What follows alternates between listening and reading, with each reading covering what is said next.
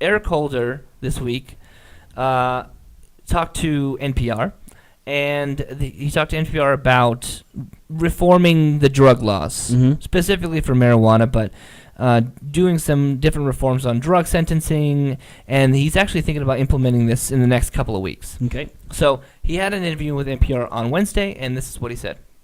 Quote, "I think there are too many people in jail for too long, and not for necessarily good reasons."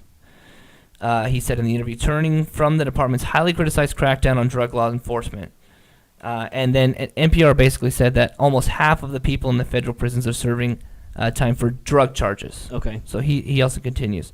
The war on drugs is 40 years old. So it's 4 decades old now. There have been a lot of unintended consequences. There have been the decimation of certain communities, and particularly communities of color. Yeah. So he's basically saying, and which is true, that minorities, basically blacks and Latinos, are discriminated for drug-related offenses more, and they get more time for it than people who look like you and me. And we've seen that happen over and over again. It happens constantly. Yeah. So I want to give you some facts about the drug war.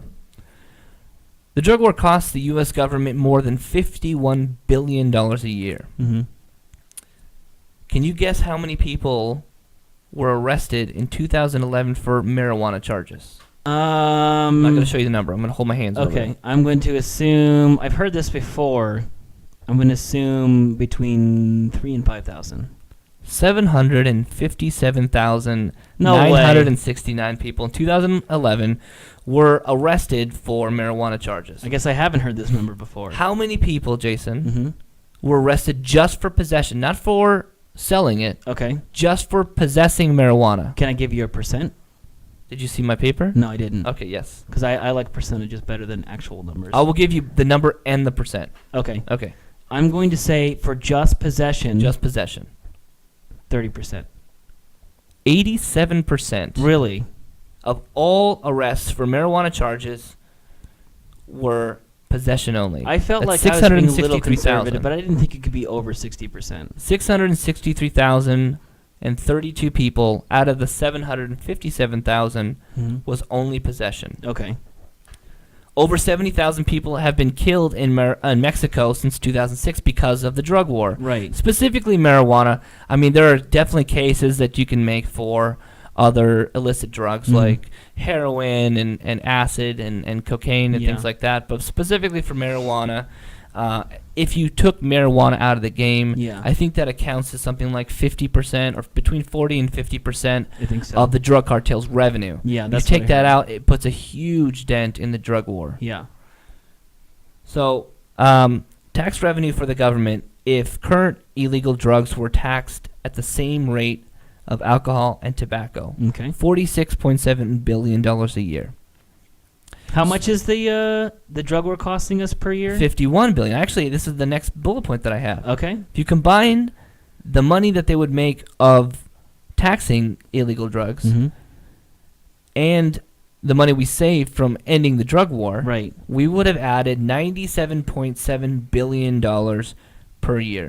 You could fund so many things off that. You could take the drug war money and put it towards any good thing you can think of, education and how about we put it towards rehabilitation clinics? That's a great point. For people who are addicts, why don't we put it towards that? Right. That would be so much better than just sticking them in jail. Yeah. Sometimes for the rest of their lives. Right. So why do we continue the drug war? What do you think it is, Jason? It's one thing. Because of money. It's $51 billion. Oh, well, yeah.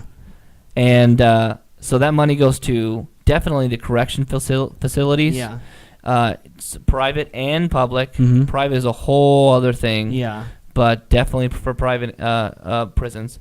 And also for DEA agents. Border Patrol agents, things like that. Well, they just beefed up Border Patrol. They did. And so it's a huge cash cow for people that are in the drug war, that are employed by the drug war, to continue on. And it just sucks. Yeah, that it's completely destroying our society. Yeah, but the good news is that we're winning the overall battle. I really feel like we're gonna win this thing. Yeah.